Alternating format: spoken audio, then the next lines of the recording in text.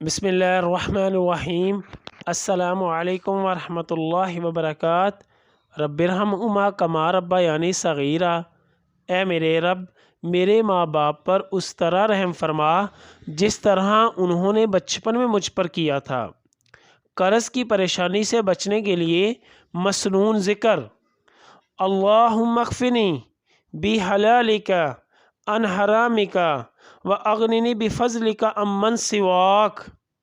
اے اللہ، اپنے حرام سے بچا کر اپنے حلال سے مجھے کافی ہو جائیں، اور اپنے فضل سے اپنے علاوہ ہر کسی سے مجھے بے نیاز کر دیں۔ جامعۃ الترمذی حدیث نمبر 3563۔ یاد رہے، یہ وظیفہ پورے یقین اور شوق کے ساتھ پڑھتے رہیں۔